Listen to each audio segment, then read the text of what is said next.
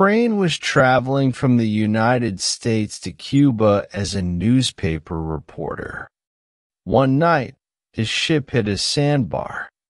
It sank in the Atlantic Ocean off the coast of Florida. Most of the people on board got into lifeboats. Crane was among the last to leave. There were 3 others with him: the ship's captain, the cook, and a sailor. These 4 men climbed into the only remaining lifeboat. The boat was so small that no one believed it could stay afloat for very long. None of the 4 men thought he would ever reach the shore. But the men fought the seas bravely with all their strength. Would they finally reach land? Here's Shep O'Neill with the first part of the story. The small lifeboat bounced from wave to wave in the rough seas of the Atlantic. The 4 men in the boat could not see the sky. The waves rose too high. The waves with their white tops pushed at the open boat with angry violence. Every man thought each wave would be his last. Surely, the boat would sink and he would drown. The men thought that most adults would need a bathtub larger than the boat they were sailing. The waves were huge, and each created a problem in guiding the direction of the boat. For 2 days since the ship sank, the 4 men had been struggling to reach land. But there was no land to be seen. All the men saw were violent waves which rose and came fiercely down on them. The men sat in the boat wondering if there was any hope for them. The ship's cook sat in the bottom of the boat. He kept looking at the 15 centimeters which separated him from the ocean. The boat had only 2 wood-knowers. They were so thin it seemed as if they would break against the waves. The sailor, named Billy, directed the boat's movement with one of the oars. The newspaper reporter pulled the second oar. He wondered why he was there in the boat. The 4th man was the captain of the ship that had sunk. He lay in the front of the small boat. His arm and leg were hurt when the ship sank. The captain's face was sad. He had lost his ship and many of his sailors. But he looked carefully ahead, and he told Billy when to turn the boat. "Keep her a little more south, Billy," he said. Sitting in the boat was like sitting on a wild horse. As each wave came, the boat rose and fell like a horse starting toward a fence too high to jump. The problem was that after successfully floating over one wave, you find that there is another one behind it just as strong and ready to flood your boat. As each wall of water came in, it had everything else that the men could see. The waves came in silence. Only their white tops made threatening noises. In the weak light, the faces of the men must have looked gray. Their eyes must have shone in strange ways as they looked out at the sea. The sun rose slowly into the sky. The men knew it was the middle of the day because the color of the sea changed from slate gray to emerald green with gold lights, when the white foam on the waves looked like falling snow. As the lifeboat bounced from the top of each wave, the wind tore through the hair of the men. As the boat dropped down again, the water fell just past them. The top of each wave was a hill from which the men could see, for a brief period, a wide area of shining sea. The cook said the men were lucky because the wind was blowing toward the shore. If it started blowing the other way, they would never reach land. The reporter and the sailor agreed, but the captain laughed in a way that expressed humor and tragedy all in one. He asked, "Do you think we've got much of a chance now, boys?" This made the others stop talking. To express any hope at this time they felt to be childish and stupid. But they also did not want to suggest there was no hope. So they were silent. "Oh, well," said the captain, "we'll get ashore all right." But there was something in his voice that made them think, as the sailors said. "Yes, if this wind holds." Seagulls flew near and far. Sometimes the birds sat down on the sea in groups near brown seaweed that rolled on the waves. The anger of the sea was no more to them than it was to a group of chickens 1,000 miles away on land. Often the seagulls came very close and stared at the men with black bead-like eyes. The men shouted angrily at them, telling them to be gone. The sailor and the reporter kept rolling with the thin wooden oars. Sometimes they sat together, each using an oar. Sometimes one would pull on both oars while the other rested. Brown pieces of seaweed appeared from time to time. They were like islands, bits of earth that did not move. They showed the men in the boat that it was slowly making progress toward land. Hours passed. Then, as the boat was carried to the top of a great wave, the captain looked across the water. He said that he saw the lighthouse at Mosquito Inlet. The cook also said he saw it. The reporter searched the western sky. "See it?" said the captain. "No," said the reporter slowly. "I don't see anything." "Look again," said the captain. He pointed. "It's exactly in that direction." This time the reporter saw a small thing on the edge of the moving horizon. It was exactly like the point of a pin. "Think we'll make it, Captain?" he asked. "If this wind holds and the boat doesn't flood, we can't do much else," said the captain. It would be difficult to describe the brotherhood of men that was here established on the sea. Each man felt it warmed him. They were a captain, a sailor, a cook, and a reporter. And they were friends.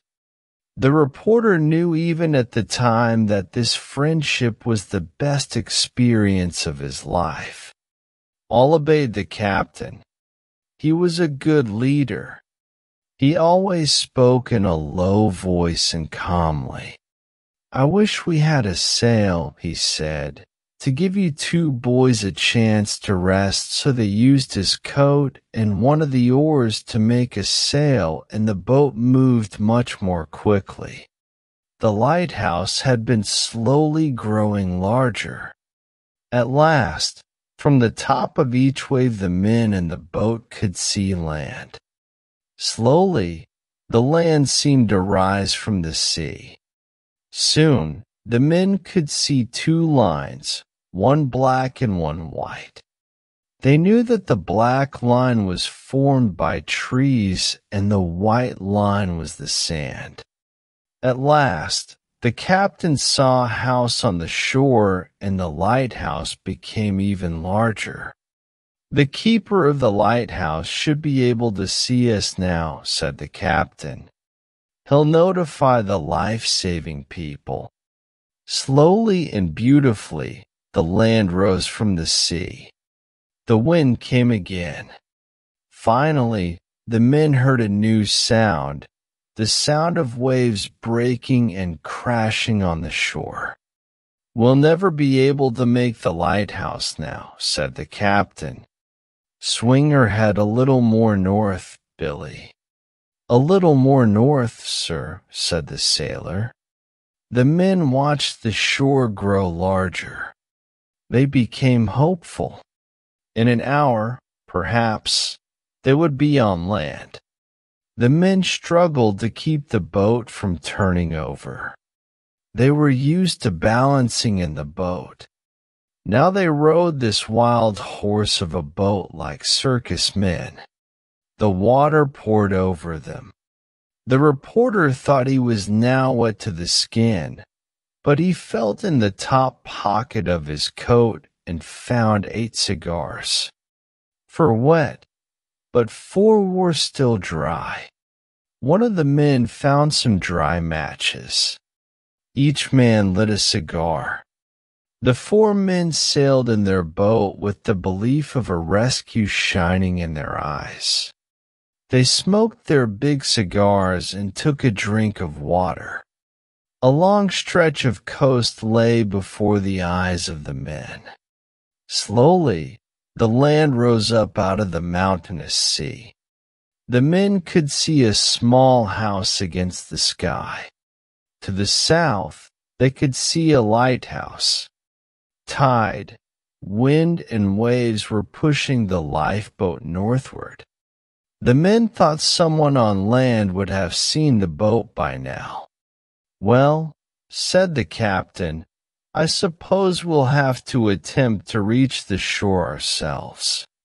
If we stay out here too long, none of us will have the strength left to swim after the boat sinks." So Billy the sailor turned the boat straight for the shore. "If we don't all get ashore," said the captain, "I suppose you fellows know where to send news of my death." The men then exchanged some information. There was a great deal of anger in them.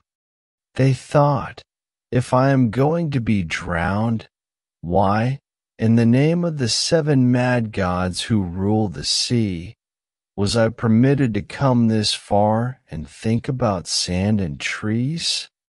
The waves grew stronger.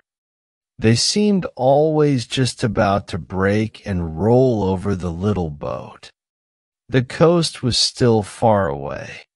The sailor said, "Boys, the boat won't live 3 minutes more and we're too far out to swim. Shall I take her to sea again, Captain?" "Yes." "Go ahead," said the captain. The sailor turned the boat and took her safely out to sea again. "It's funny those life-saving people haven't seen us," one of the men said. "Maybe they think we're out here for sport. Maybe they think we're fishing. Maybe they think we're fools." Once more, the sailor rowed the boat, and then the reporter rowed. Suddenly, they saw a man walking along the shore. The man stopped walking. He moved his hand in the air to wave at them. He saw them. Now he was running to the house. The captain tied a cloth to a stick and waved it. Now there was another man on the shore. The 2 men waved their hands in the air as if they were saying hello to the men in the boat. Now, what was that moving on the shore? It was a bus, a hotel bus. A man stood on the steps of the bus and waved his coat over his head. The men in the boat wondered what he wanted to say. Was he attempting to tell them something? Should they wait for help? Should they go north? Should they go south? The men waited and waited, but nothing happened. The sun began to go down. It got dark and cold. They could no longer see anyone on the beach. The sailor rowed, and then the reporter rowed, and then the sailor rowed again. They rowed and rowed through the long night. The land had disappeared, but they could hear the low sound of the waves hitting the shore. This was surely a quiet night. The cook finally spoke. "Billy, "What kind of pie do you like best?" "Pie," said the sailor and the reporter angrily. "Don't talk about those things." "Well," said the cook, "I was just thinking about hand sandwiches. In a night on the sea in an open boat is a long night." The sailor continued to row until his head fell forward and sleep overpowered him. Then he asked the reporter to row for a while. They exchanged places so the sailor could sleep in the bottom of the boat with the cook and the captain. The reporter thought that he was the one man afloat on all the oceans in the world. The wind had a sad voice as it came over the waves. Suddenly, there was a long, loud swishing sound behind the boat and a shining trail of silvery blue. It might have been made by a huge knife. Then there was another swish and another long flash of bluish light, this time alongside the boat. The reporter saw a huge fin speed like a shadow through the water, leaving a long glowing trail. The thing kept swimming near the boat. He noted its speed and power. The reporter wished the man would wake up. He did not want to be alone with the shark. The reporter thought as he rowed. He was angry that they had come so close to land and yet might still die at sea. Then he remembered a poem that he had learned as a child. It was a poem about a soldier of the French Foreign Legion. The soldier lay dying in Algiers. Just before he died, he cried out, "I shall never see my own, my native land." And now, many years after he had learned this poem, the reporter for the first time understood the sadness of the dying soldier. Hours passed. The reporter asked the sailor to take the horse so that he could rest. It seemed like only a brief period, but it was more than an hour later when the sailor returned the oars to the reporter. They both knew that only they could keep the boat from sinking, and so they rowed, hour after hour, through the night. When they came, the four men saw land again, but there were no people on the shore. A conference was held on the boat. "Well," said the captain, "if no help is coming, we might better try to reach the shore right away. If we stay out here much longer, we will be too weak to do anything for ourselves at all." The others agreed. They began to turn the boat toward the beach. The captain told them to be careful, that when the boat came near the beach, the waves would sink it. Then everyone should jump out of the boat and swim to the shore. As the boat came closer to land, the waves got bigger and more violent. At last, a large wave climbed into the air and fell on the small boat with great force. The boat turned over as the men jumped into the sea. The water was like ice. The reporter was tired, but he swam toward the beach. He looked for his friends. He saw Billy, the sailor, in front of them, swimming strongly and quickly. The cook was near him. Behind, the captain held on to the overturned boat with his one good hand. Soon, the reporter could swim no longer. A current was carrying him back out to sea. He thought, "Am I going to drown? Can it be possible?" But the current suddenly changed, and he was able to swim toward the shore. The captain called to him to swim to the boat and hold on. The reporter started to swim toward the boat. Then he saw a man running along the shore. He was quickly taking off his shoes and clothes. As the reporter got close to the boat, a large wave hit him and threw him into the air over the boat and far from it. When he tried to get up, he found that the water was not over his head, only halfway up his body. He was so tired that he could not stand up. Each wave threw him down, and the current kept pulling him back to sea. Then he saw the man again, jumping into the water. The man pulled the cook to the shore. Then he ran back into the water for the captain. The captain waved him away and sent him to the reporter. The man seized the reporter's hand and pulled him to the beach. Then the man pointed to the water and cried, "What's that?" In the shallow water, face down, lay Billy, the sailor. The reporter did not know all that happened after that. He fell on the sand as if dropped from a housetop. It seems that immediately the beach was filled with men with blankets, clothes, and whiskey. Women brought hot coffee. The people welcomed the men from the sea to the land. But a still and dripping shape was carried slowly up the beach, and the land's welcome for the sailor's body could only be its final resting place. When night came, the white waves moved in the moonlight. The wind brought the sound of the great sea's voice to the man on the shore.